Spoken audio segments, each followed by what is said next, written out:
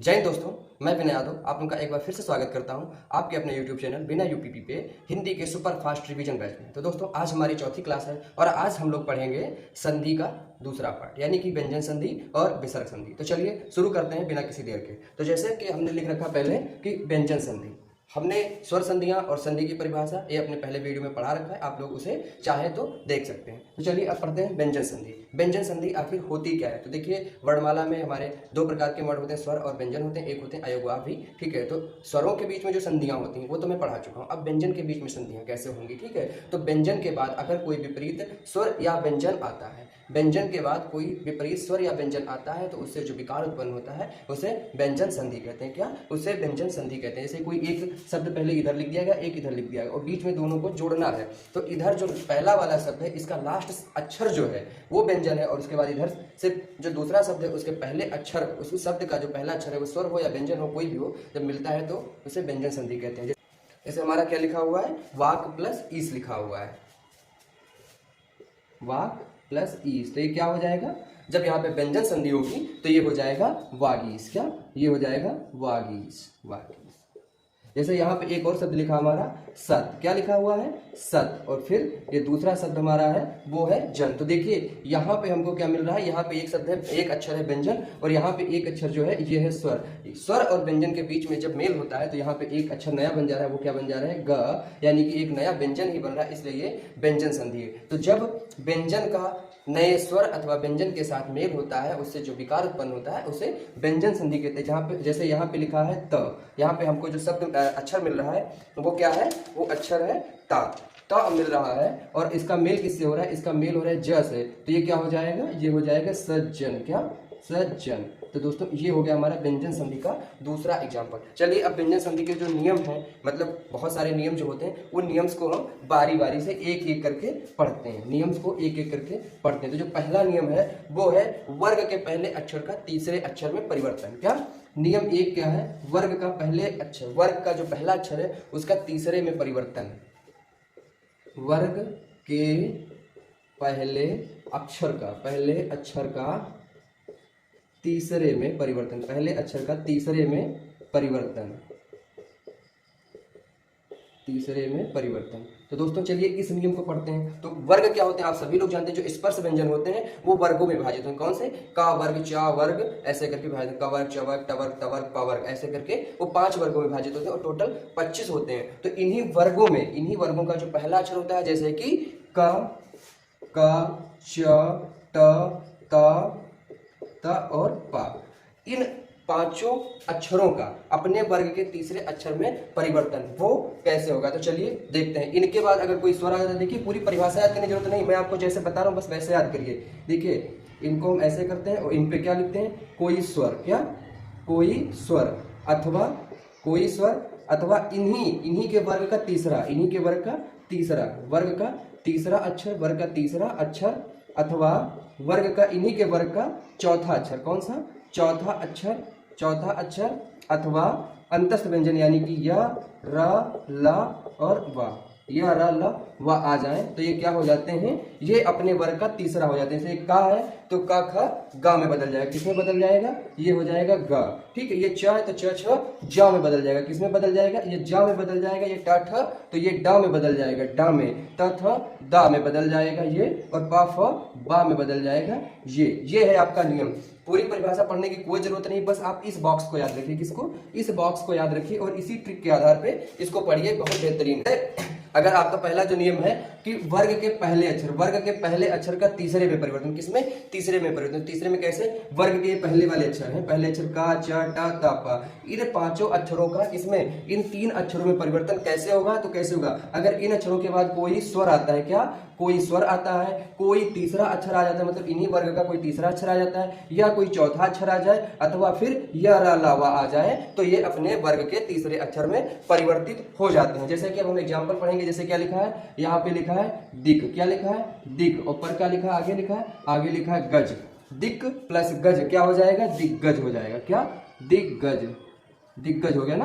तो ये अपने वर्ग के ही तीसरे अक्षर में परिवर्तित हो गया ना। जैसे ये देखिए का जो है ये गा में परिवर्तित है। देखिए गा तो इधर एक गज तो पूरा इधर गज लिख गया, ठीक है, और ये जो दी है ये भी इधर लिख गई, लेकिन जो का है आधा का है ये इधर गा में परिवर्तित हो जा रहा है। किसमें? गा में परिवर्तित हो जा रहा है। और फिर क्या लिख जा रहा है? दिग्गज लिख जा रहा है। जैसे इधर लिखा है, अब हम दूसरा अक्षर से लिखा है स और चा से मिला के देख लेते हैं, ठीक है। चलिए अब इसके बाद देख लेते हैं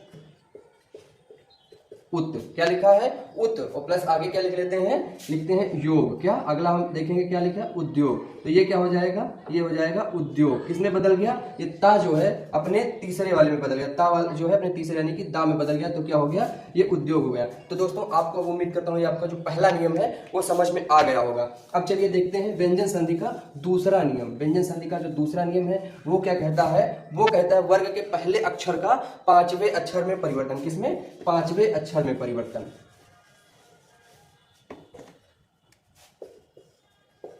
वर्ग के पहले अक्षर का, पहले का पांचवें में परिवर्तन। काहे में? पांचवें में परिवर्तन। अब ये कैसे होगा? तो पहला अक्षर वर्ग का क्या होता है आप लोग जान रहे हैं। पहला अक्षर क्या है? इधर है का, च, ट, ता और पा। ये आपके वर्ग के पहले अक्षर हैं। वर्ग का पहला अक्षर का, च, ट, त, पा होता है, ठीक है। इनका अपने ही वर्ग के पांचवें अक्षर में परिवर्तन कैसे होगा? तो अगर इनका मेल होता है किससे? इनका मेल होता है अगर न अथवा मां से। किससे? न अथवा मां से। न अथवा मां से, न अथवा मां से इनका मेल होता है। न अथवा मां से मेल हो जाएगा तो ये हो जाएंगे क्या? अपने ही वर्ग के पांचवें अक्षर में बदल जाएंगे। जैसे यहाँ ये का है तो इसमें किसमें चला जाएगा? ये चला जाएगा अंगा में। चा है तो ये किसमें चला जाएगा? इया में चला जाएगा। टा है तो ये अणा में चला जाएगा, ठीक है। ऐसे ता है तो ये ना हो जाएगा, और पा जो है इसका मा हो जाएगा, पा का मा हो जाएगा। ये इसमें परिवर्तित हो जाएंगे। अगर इन क, च, ट, त, पा का जो है ना अथवा मां से योग होता है या ना अथवा मां से संधि होती है, मेल होता है, तो ये इसमें चले जाएंगे, इसमें परिवर्तित हो जाएंगे। जैसे कुछ एग्जाम्पल हम लिख लेते हैं। जैसे लिख गया वाक। क्या लिखा है? वाक प्लस मैं। क्या लिखा है? वाक प्लस मैं लिख दिया गया, तो ये क्या हो जाएगा? ये हो जाएगा वांगमय। क्या? वांगमय। देखो क्योंकि ये का है और का किसमें? अंगा में चला परिवर्तित हो जाएगा, तो ये हो जाएगा वांगमय। क्या? वांगमय हो जाएगा, ये वांगमय हो जाएगा। जैसे कि आगे देखेंगे, आगे लिखा है तो प्लस मैं, ठीक है। तत्मय, तत्त प्लस मैं लिखा है तो ये ता किसमें परिवर्तित हो जाएगा? ये ता ना में परिवर्तित हो जाएगा। क्या हो जाएगा? तन्मय। कैसे हो जाएगा? तन्मय। अब यहाँ पे ना कैसे आ गया? क्योंकि मैंने बताया जब ये ता है और ता के बाद ना अथवा मा आएगा, ता के बाद ना अथवा मा आता है तो ये अपने पांचवें अक्षर यानी कि ना में परिवर्तित हो जाएगा, इसलिए यहाँ पे ये ना में परिवर्तित हो गया और ये हो गया तन्मय। अब हम देखते हैं अपना जो तीसरा नियम है। तीसरा नियम है छ संबंधी नियम। छ, छतरी वाला छ। कौन सा? छतरी वाला छ। अम्ब्रेला वाली जो छतरी होती वो वाला सा। तो छ संबंधी नियम यानी कि यदि किसी स्वर के बाद में छ वर्ण आता है, किसी स्वर के बाद में छ वर्ण आता है तो छ से पहले च आ जाता है। क्या आ जाता है? छ से पहले च आ जाता है, ठीक है। अब चलिए इसको लिख के अच्छे से समझते हैं एग्जाम्पल के साथ, ठीक है। दोस्तों इस क्लास से संबंधित जितना क्विज है, जितना एक्सरसाइज है, सब आपको हमारे टेलीग्राम चैनल विनय यूपीपी पे मिल जाएगा, जिसका लिंक आपको डिस्क्रिप्शन में दिया गया है और यहाँ पे आप देख भी रहे होंगे, स्क्रीन पे स्क्रॉल हो रहा है। तो इस चैनल को, आप टेलीग्राम चैनल को तुरंत ज्वाइन कर लें, क्योंकि वहां पर आपको जो भी मैं पढ़ा रहा हूँ वहां पर आपको एक्सरसाइज मिल जाएगी, ठीक है दोस्तों। तो चलिए अब देखते हैं अगला क्वेश्चन। हम अपना हमारा अगला जो रूल है वो है छ संबंधी नियम। क्या? छ संबंधी नियम। छ संबंधी नियम। छ संबंधी नियम।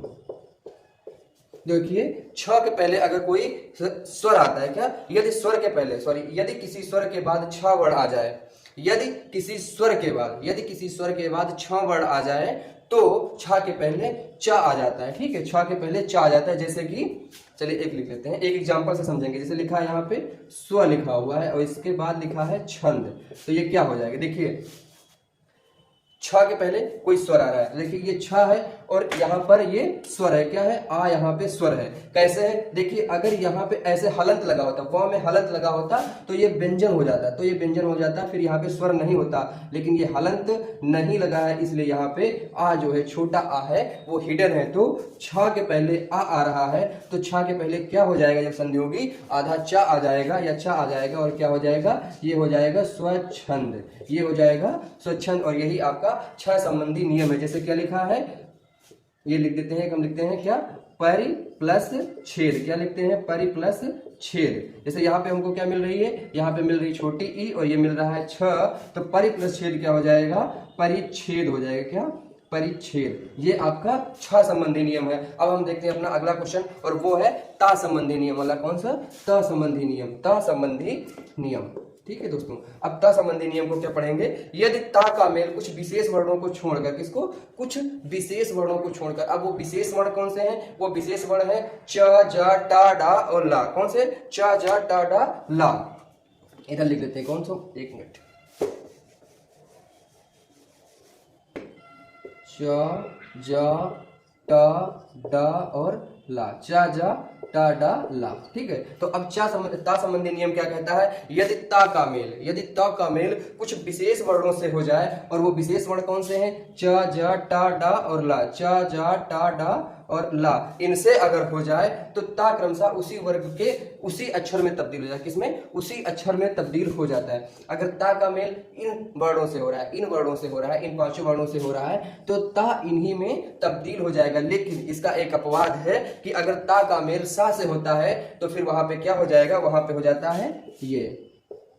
अब ये कैसे हो जाता है, देखिए ता तो बदल जाता है चा में, और जो स होता है वो बदल जाता है छ में। ठीक है, तो चलिए ये अपवाद भी पढ़ेंगे, पहले इसको पढ़ते हैं। ठीक है, अगर ता का जो मेल है वो इन 5 अक्षरों से हो जाए, च ज टा डा या ला में हो जाए, तो ता इन्हीं में परिवर्तित हो जाता है। जैसे एग्जांपल हम देखेंगे, लिखा है उत प्लस श्वास, क्या लिखा है, उत प्लस श्वास, सॉरी उत प्लस जल, क्या लिखा है, उत प्लस जल लिखा है, उत प्लस जल लिखा है, तो ये क्या हो जाएगा, ये हो जाएगा उज्ज्वल, उज्ज्वल हो जाएगा, क्या, ये उज्ज्वल हो जाएगा। ठीक है, तो देखिए ता जो है, ता का मेल किससे हुआ, ये हो जा रहा है जा से, किससे, जा से मेल हो गया, और इसी में ता परिवर्तित हो गया, इसी में ता परिवर्तित हो जा रहा है। जैसे लिखा उत और प्लस चारण, क्या लिख जाए, उत प्लस चारण, उत प्लस चारण। ठीक है, तो इस ता का मेल अब किससे होगा, चा से होगा, तो किसमें हो जाएगा, ये चा में ही परिवर्तित हो जाएगा, और यहाँ पे क्या लिखा जाएगा, उच्चारण, क्या लिखा जाएगा, उच्चारण लिखा जाएगा। तो दोस्तों ये आपका हो गया ता संबंधी नियम। अब ता का एक अपवाद होता है, अगर ता का मेल किससे हो रहा है, सा से हो रहा है, इस वाले सा से, शरीफा वाले सा से इसका मेल हो रहा है, तो ये किसमें बदल जाएगा, तो ये इसमें बदल जाता है, किसमें, इसमें बदल जाता है। ठीक है, अब कैसे बदल जाता है, चलिए एग्जांपल से समझते हैं। जैसे लिखा है तत् प्लस शंकर, तत् प्लस शंकर, तत् प्लस शंकर, तो क्या हो जाएगा, ये तत्शंकर, तत्शंकर, जैसे तत्शंकर, ये आपका नया शब्द बन रहा है तत्शंकर, ये हो जाएगा आपका तत्शंकर। अगर यहाँ पे लिखा हो उत प्लस श्वास, क्या, उत प्लस श्वास, तो ये क्या हो जाएगा आपका उच्छ्वास, क्या हो जाएगा, उच्छ्वास, ये आपका उच्छ्वास बन जा रहा है। ठीक है, तो ये हो गया आपका ता संबंधी नियम। अब हम पढ़ेंगे माँ संबंधी नियम। तो देखिए माँ का मेल अगर माँ को छोड़कर किसी अन्य शब्द के साथ होता है, सॉरी किसी अन्य अक्षर के साथ होता है, तो ये अनुस्वार में परिवर्तित हो जाए, किसमें, अनुस्वार, यानी कि इस बिंदी में परिवर्तित हो जाता है। और अगर माँ का मेल माँ के साथ ही होता है तो माँ उसी अक्षर में परिवर्तित हो जाता है, यानी कि माँ ही रहता है। चलिए अब देखते हैं माँ संबंधी नियम। कौन सा, माँ संबंधी नियम। अब देखते हैं माँ संबंधी नियम, माँ संबंधी नियम, माँ संबंधी नियम। तो अगर माँ का मेल माँ के अलावा किसी अन्य अक्षर से हो रहा है, अन्य वर्ण से हो रहा है, माँ का मेल किसी अन्य वर्ण से हो रहा है, तो ये माँ अनुस्वार में परिवर्तित हो जाएगा, माँ अनुस्वार में परिवर्तित हो जाएगा। लेकिन अगर माँ का मेल माँ के साथ ही होता है तो ये इसमें परिवर्तित हो जाएगा, आधम माँ प्लस माँ में परिवर्तित हो जाएगा। अब एग्जाम्पल के आधार पर इसको समझेंगे। ठीक है, जैसे लिखा हो सम प्लस चय, क्या, सम प्लस चय, सम प्लस चय, तो ये क्या हो जाएगा, ये देखिए ये माँ है और किसी अन्य वर्ण से इसका मेल हो रहा है, तो ये अनुस्वार में परिवर्तित हो जाएगा, किसमें, अनुस्वार में, तो ये हो जाएगा आपका संचय, ये आपका संचय हो जाएगा। एक और एग्जांपल लिखेंगे, जैसे लिखा हो सम प्लस सार, क्या, सम प्लस सार, क्या, सम प्लस सार, तो ये क्या हो जाएगा, संसार हो जाएगा आपका। दोस्तों ये क्या हो जाएगा आपका, संसार हो जाएगा। तो दोस्तों ये हो गया आपका माँ संबंधी नियम। अब ये वाला देख लेते हैं, जैसे क्या लिखा हो सम प्लस मेल या सम प्लस मेलन, तो क्या हो जाएगा, सममेलन हो जाएगा। जैसे लिखा हो सम प्लस मुख, तो क्या हो जाएगा, सम्मुख। देखो सम प्लस मुख, सम प्लस मुख, तो ये क्या हो जाएगा, ये आपका हो जाएगा सम्मुख। कैसे हो जाएगा, ये इस नियम से हो जाएगा। मैंने आपको क्या बताया, अगर माँ का मेल किसी दूसरे माँ से ही होता है, माँ का मेल किसी दूसरे माँ से ही होता है तो आधा माँ और प्लस पूरा माँ यानी कि बन जाता है, ठीक है। लेकिन अगर माँ का मेल किसी अन्य वर्ण के साथ होता है तो वहां पर अनुस्वार आ जाता है, क्या अनुस्वार आ जाता है। तो सम प्लस मुख यानी कि सम्मुख, ऐसे लिख लो आप, सम प्लस मेल यानी कि सम्मेल या मेलन, तो क्या हो जाएगा, सम्मेलन हो जाएगा, ठीक है। तो ये आपका मा संबंधी नियम हो गया। अब अगला नियम कौन सा आता है, वो आता है सा संबंधी नियम। कौन सा, ये वाला सा संबंधी नियम, सा संबंधी नियम। तो इसमें ये होता है यदि ई अथवा ऊ के बाद में ये वाला सा आ जाए, ई अथवा ऊ के बाद में ई वाला सा आ जाए तो ये इस वाले सा में परिवर्तित हो जाता है। चलिए ये वाला भी देख लेते हैं। बस इसके बाद आपकी व्यंजन संधि समाप्त, फिर आपकी शुरू होगी विसर्ग संधि, जो कि इसी क्लास में मैं करवाऊंगा, ठीक है। सा संबंधी नियम, ठीक। ई अथवा ऊ के बाद में अगर सा आ जाए, क्या आ जाए, सा आ जाए तो क्या हो जाता है, ये बन जाता है ये, ठीक है। बस इतना सा नियम है। ई अथवा ऊ के बाद में श आ जाए, क्या, सा आ जाए, ये वाला सा आ जाए आपका, तो ये इस वाले सा में बदल जाता है। कौन से, षटकोण वाले में। अगर ई अथवा ऊ के बाद में सपेरा यानी बीन वाला जो सपेरा होता है वो वाला सा आ जाए तो ये षटकोण वाले सा में परिवर्तित हो जाता है, ठीक है। अब चलिए देखते हैं कैसे, ठीक है। तो यहाँ पे लिखो क्या, सु, क्या लिखो, सु, और प्लस लिखो समा, सु प्लस समा लिखे तो क्या आपको मिल रहा है, देखो यहाँ पे एक मिल रहा है ये सपेरा वाला सा, ठीक है, ये मिल गया आपको सपेरा वाला सा। और यहाँ पे मिल रहा है छोटा ऊ यानी कि ये मिल रहा है तो ये क्या हो जाएगा, ये वाला हो जाएगा, दोनों मिलके क्या हो जाएंगे, ये हो जाएंगे। और यहाँ पे आपकी ऐसे लिख जाएंगी सुषमा, ठीक है। ये आपका हो गया नया अक्षर, ठीक है, नई आपकी संधि करके एक नया अक्षर बना। जैसे लिखो निषेध, क्या, निषेध, जैसे यहाँ पे हमने लिखा नी और प्लस सेध, क्या, नी प्लस सेध, ठीक है। अब देखिए यहाँ पे आपकी छोटी ई हो गई प्लस ये सा हो गया, दोनों मिलके क्या हो जाएंगे, ये हो जाएंगे ये, और फिर आप क्या लिखेंगे, निषेध, निषेध, ऐसे आपका निषेध लिख गया, ठीक है। ऐसे लिखना होगा अगर आपको विषम, क्या, विषम। देखिए ये जो अक्षर, ये शब्द है, ये आपके लिए इंपॉर्टेंट है क्योंकि हो सकता है ये वर्तनी वाले में आ जाए आपको। यहाँ पे शुद्ध वर्तनी वाला अगर छाटना पड़ गया तो फिर ध्यान से देखिए इन अक्षरों को, ठीक है। जैसे लिखा हो वी प्लस सम तो ये क्या हो जाएगा, ये आपका हो जाएगा विषम, ठीक है, विषम। तो दोस्तों इसी के साथ आपकी जो व्यंजन संधि है वो समाप्त हो जाती है। अब हम लोग पढ़ेंगे विसर्ग संधि, क्या, विसर्ग संधि पढ़ेंगे। तो चलिए अब इसी के साथ आपकी विसर्ग संधि भी समाप्त करते हैं और इसी के साथ आपका जो संधि वाला चैप्टर है वो समाप्त करेंगे। और कल हम लोग पढ़ेंगे उपसर्ग और प्रत्यय, उपसर्ग और प्रत्यय पढ़ेंगे, ठीक है।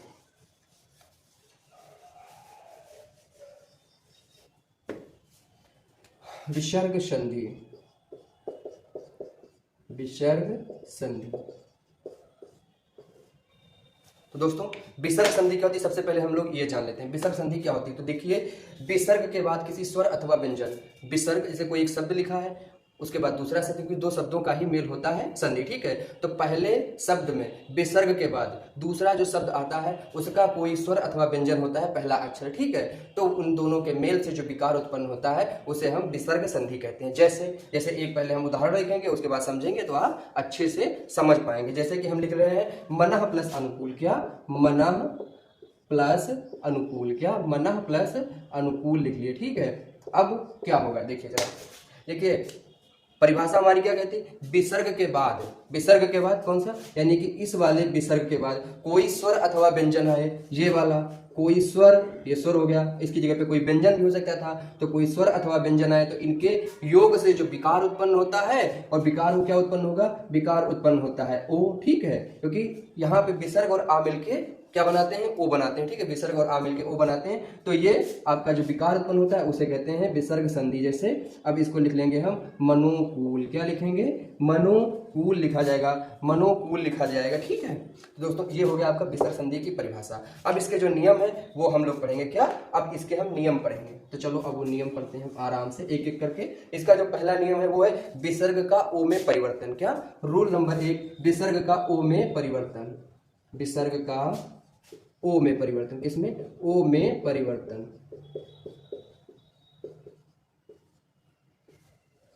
विसर्ग का ओ में परिवर्तन। ठीक है, अब ये कैसे होगा तो चलिए अब हम आराम से इसको बताते हैं। देखिए, अगर स्वर अथवा स्वर आ या आ के बाद में कोई स्वर आए अथवा या रा ला वा आए अथवा तीसरा या चौथा या पांचवा वर्ग का कोई अक्षर आए तो वो मिलके ओ हो जाते हैं। जैसे कि यहाँ पे लिखा हो आ अथवा आ अथवा विसर्ग के पहले आ अथवा आ है। क्या है? विसर्ग के पहले आ अथवा आ है और उसके बाद में क्या आता है? उसके बाद में आते हैं हमारे विसर्ग भैया। ठीक है, उसके बाद में अगर आ जाए, क्या आ जाए? आ जाए अथवा या रा ला और वा आ जाए अथवा इनके स्थान पे किसी वर्ग का तीसरा चौथा और पांचवा अक्षर आ जाए, तीसरा चौथा पांचवा अक्षर आ जाए तो ये मिलके क्या हो जाते हैं? ये मिलके हो जाते हैं ओ। क्या हो जाते हैं? ये मिलके ओ हो जाते हैं। तो समझ गए विसर्ग का ओ में परिवर्तन कैसे होगा?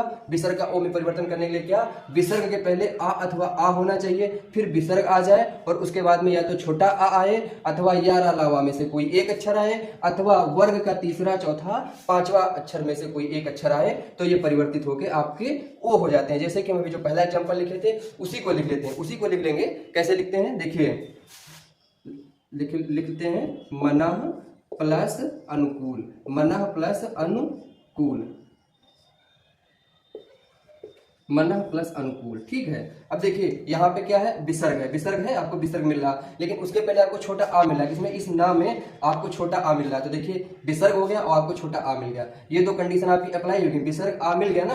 अब क्या कह रहा है? तीसरी कंडीशन क्या? उसके बाद या तो कोई छोटा आए अथवा या रा ला वा में से कोई अक्षर आए या फिर तीसरा चौथा पांचवा अक्षर में से कोई एक अक्षर आए। तो यहाँ पे आपको क्या मिल जा रहा है? यहाँ पे आपको छोटा आ मिल जा रहा है तो ये आराम से ओ में परिवर्तित हो जाएगा और क्या हो जाएगा? मनोकूल हो जाएगा। क्या हो जाएगा? मनोकूल हो जाएगा। ठीक है, अब एक और हम आपको एग्जाम्पल बताएंगे फिर आप लोग समझ जाएंगे। जैसे लिखा हो तपह, क्या लिखा है? यहाँ पे लिखा है तपह और प्लस लिख दिया गया बल। क्या लिख दिया गया? बल। तपह प्लस बल लिख दिया गया। अब जरा इसको समझिए, देखिए यहाँ पे आपको विसर्ग मिल गया। ठीक है, यानी कि ये वाली कंडीशन फॉलो हो गई। उसके बाद यहाँ पर आपको छोटा आ मिल गया इसमें। ठीक है, तो ये वाली कंडीशन भी फॉलो हो गई और उसके बाद में क्या मिल जा रहा है? बा। ये बा क्या है? प फ बा। पा वर्ग का ये तीसरा अक्षर है। ठीक है, पा वर्ग का तीसरा अक्षर है, इसलिए ये क्या हो जाएगा? ये ओ हो जाएगा और ये हो गया यहाँ पे आपका तपोबल। क्या? तपोबल हो गया। ठीक है दोस्तों, तो अब आप लोग विसर्ग का जो पहला नियम है वो समझ गए होंगे। ठीक है, अब हम लोग इसमें एक और चीज, एक अपवाद होता है। अपवाद क्या होता है चलिए वो भी बता दूं मैं आपको। देखिए दो अक्षर होते हैं, एक होता है पुनः और एक होता है अंतः। क्या? पुनः और अंतः, दो अक्षर, दो शब्द होते हैं, पुनः और अंतः, पुनः और अंतः। तो ये जो दो अक्षर है, दो शब्द हैं, इनमें विसर्ग जो है वो रा हो जाता है। क्या? रा हो जाता है, विसर्ग रा हो जाता है। जैसे पुनः प्लस जन्म तो क्या हो जाएगा? पुनर्जन्म हो जाएगा। जैसे पुनः प्लस जन्म, पुनः जन्म अगर हमने लिखा है तो ये पुनर्जन्म हो जाता है। क्या? पुनर्जन्म हो जाता है, पुनर्जन्म हो जाता है, पुनर्जन्म हो जाएगा आपका। ठीक है, ऐसे लिख दिया गया। अगर आपका अंतः प्लस ध्यान लिख दिया गया तो अंतर ध्यान हो जाता है। ये थोड़ा सा एक इसका अपवाद है। ठीक है, अब हम देखते हैं इसका दूसरा नियम। क्या? विसर्ग का दूसरा नियम। विसर्ग का दूसरा नियम क्या है? विसर्ग का रा हो जाना। ठीक है, विसर्ग का रा हो जाना, विसर्ग का रा हो जाना। तो विसर्ग के पहले आ अथवा आ ना आया हो। क्या? आ अथवा आ ना आया हो तथा कोई दूसरा स्वर हो, आ अथवा आ ना आया हो, इसके अलावा कोई दूसरा स्वर हो और बाद में, ठीक है, जैसे कि ये जो पहले लिखा था आ अथवा आ, ठीक है, तो ये नहीं होने चाहिए। इनकी जगह पे कोई दूसरा होना चाहिए। क्या? दूसरा स्वर होना चाहिए, दूसरा स्वर होना चाहिए, प्लस दूसरा स्वर होना चाहिए। उसके बाद में होना चाहिए आपका विसर्ग होना चाहिए और उसके बाद में क्या आ जाए? या तो बड़ा आ जाए। क्या? बड़ा आ जाए, या फिर छोटा ऊ अथवा बड़ा ऊ आ जाए। क्या? छोटा ऊ अथवा बड़ा ऊ आ जाए, अथवा या रा ला वा आ जाए, या फिर क्या? या रा ल और व आ जाए, या रा ला व आ जाए, तो ये क्या हो जाता है? ये हो जाता है र। ठीक है, तब ये रा हो जाएगा। देखिए आपको पूरी परिभाषा नहीं पढ़ना है, बस गणित की तरह ये जो स्टेप बाय स्टेप है, इन स्टेप्स को अगर आप फॉलो करेंगे देन आई गारंटी यू इससे बेटर कुछ नहीं होगा और ज्यादा रट्टा नहीं मारना पड़ेगा। मतलब अगर विसर्ग का है इसको रा में परिवर्तित करना तो क्या करना? बस एक कंडीशन देखना कि जो विसर्ग है, यानी कि ये जो विसर्ग है, इस विसर्ग के पहले छोटा आ अथवा बड़ा आ नहीं होना चाहिए, कोई दूसरा स्वर होना चाहिए। इस विसर्ग के बाद में बड़ा आ अथवा छोटा ऊ अथवा बड़ा ऊ अथवा या अलावा या अंतस्थ व्यंजन, कौन से अंतस्थ व्यंजन, कौन से अंतस्थ व्यंजन होने चाहिए, अंतस्थ व्यंजन होने चाहिए। तो ये क्या हो जाएगा, ये आपका रा हो जाएगा। क्या आपका रा हो जाएगा। चलिए एग्जाम्पल में बताता हूँ। जैसे लिखा है दू, क्या लिखा है, दू लिखा है और फिर लिख दिया गया बल, क्या लिख गया, बल लिख गया, दू प्लस बल लिख दिया गया। ठीक है, अब देखिए जरा, ठीक, अब इसको ध्यान से यहाँ पे देखो। एक चीज यहाँ पे मैं भूल गया, यहाँ पे तीसरा, चौथा और पांचवा अक्षर ये भी होते हैं क्या, या तो बड़ा आए या छोटा ऊ या बड़ा ऊ या फिर या अलावा आए अथवा ये तीसरा, चौथा और पांचवा अक्षर है। ठीक है, तो अब देखो यहाँ पे क्या है, यहाँ पे विसर्ग है यानी ये कंडीशन फॉलो। ठीक है, कोई दूसरा स्वर, तो देखो यहाँ पे छोटा ऊ है। ठीक है, तो ये भी कंडीशन फॉलो। और उसके बाद तीसरा, चौथा, पांचवा, तो देखिए ये तीसरा अक्षर मिल जा रहा है, ब, तीसरा अक्षर मिल जा रहा है, तो ये हो जाएगा रा हो जाएगा। और फिर क्या इसे हम लिखेंगे, इसे हम लोग लिखेंगे दुर्बल, इसे हम दुर्बल लिख देंगे। ठीक है, तो ये हो गया एकदम क्लियर कट। अब आप लोग समझ गए होंगे। ठीक है, एक और एग्जांपल मैं बताता हूं। ठीक, एक और एग्जांपल क्या है, निह जन, क्या, निह प्लस जन, निह प्लस जन। अब जरा इसका आप लोग करिए, संधि करिए इसमें। देखिए विसर्ग मिल गया आपको, एक दूसरा कोई स्वर मिल गया यानी कि छोटी ई आपको मिल गई। ठीक है, और उसके बाद आपको जा मिल गया यानी कि च छ जा, वर्ग का तीसरा अक्षर मिल गया, वर्ग का तीसरा अक्षर मिल गया, तो ये आपका रा हो जाएगा ना। तो इसको हम क्या लिखेंगे, निर्जन लिखेंगे, क्या, निर्जन लिख देंगे। तो बस क्लियर है, तो वेरी सिंपल यार। अब इससे ज्यादा क्या होगा। अब तीसरा नियम जो है स का हो जाना है, विसर्ग का स हो जाना, विसर्ग का स हो जाना, विसर्ग का स हो जाना। ठीक है, विसर्ग के पहले स्वर हो और बाद में च छ अथवा सा हो तो सा हो जाता है। क्या,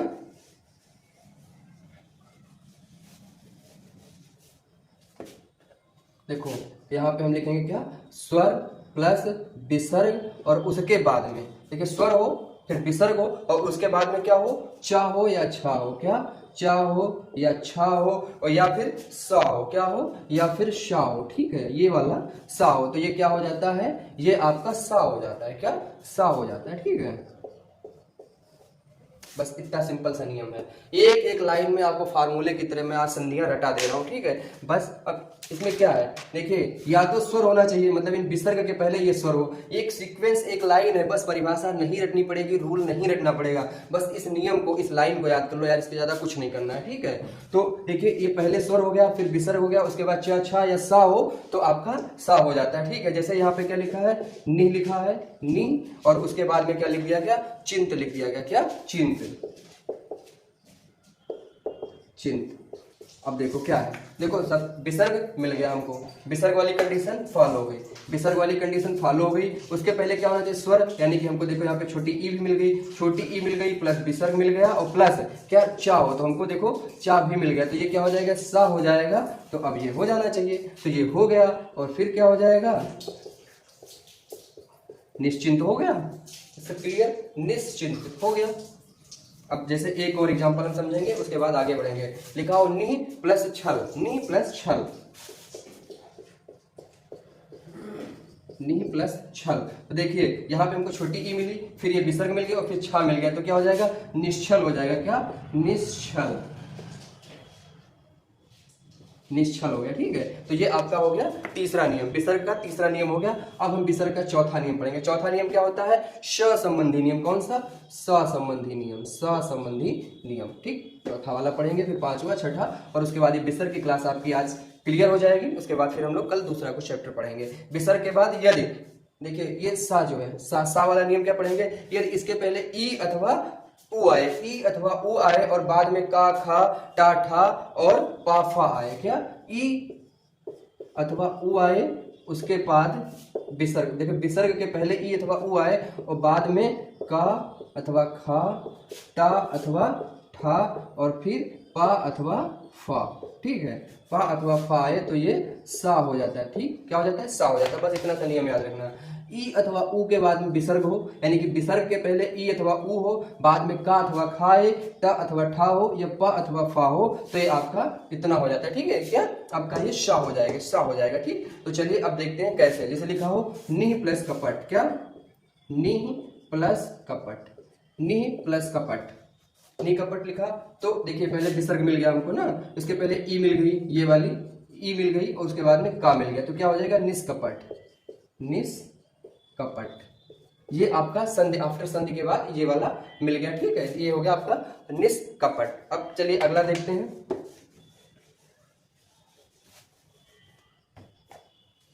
विसर्ग का सा हो जाना, विसर्ग का सा हो जाए। तो विसर्ग के बाद अगर कोई ता आ जाए, विसर्ग के बाद अगर कोई ता या था हो, पहले विसर्ग प्लस ता अथवा था हो, ता अथवा था हो, तो ये क्या हो जाता है, ये सा हो जाता है, ठीक है। जैसे लिखा हो नमः, क्या नमः प्लस नमः लिख दिया और उसके बाद में क्या लिख दिया, तेज, क्या लिख दिया, तेज। नमः प्लस तेज लिख दिया, नमः प्लस ते लिख दें तो क्या हो जाएगा, नमः प्लस ते लिखा है तो ये क्या हो जाएगा आपका नमस्ते। जैसे लिखा हो नि, नि प्लस तेज, क्या नि प्लस तेज, तो ये क्या हो जाएगा निस्तेज, निस्तेज हो जाएगा। नमः प्लस ते यानी कि नमस्ते, नि प्लस तेज बराबर निस्तेज, ये आपका हो जाएगा, ठीक है। तो ये आपका सहसंबंधी नियम हो गया। उसके बाद अब हम लोग पढ़ेंगे विसर्ग का लोप, ठीक है, विसर्ग का लोप, और यहीं से आपका ये विसर्ग समाप्त हो जाएगा, विसर्ग का लोप। ये अगला नियम हमारा जो है ये है विसर्ग का लोप, ठीक। तो देखिए विसर्ग के बाद अगर छ आए, क्या ये यहाँ पे आपका विसर्ग है, इसके बाद में अगर छ आए तो विसर्ग का लोप हो जाता है, क्या विसर्ग का लोप हो जाता है, विसर्ग खत्म हो जाता है। जैसे लिखा हो अनु प्लस छेद लिख दिया जाए, क्या अनु प्लस छेद, तो ये क्या हो जाएगा अनुच्छेद हो जाएगा, क्या अनुच्छेद, अनुच्छेद हो जाएगा, ठीक है। तो यहाँ पे आपका विसर्ग का लोप हो गया। तो दोस्तों हमारी आज की जो क्लास थी उसमें इतना ही, फिर कल मिलेंगे हम आपकी प्रत्यय और उपसर्ग वाली क्लास में। तो दोस्तों वीडियो को पूरा देखें, चैनल को सब्सक्राइब करें और अपने दोस्तों तक इस वीडियो को जरूर शेयर करें, ठीक है। तो जय हिंद दोस्तों, नमस्कार।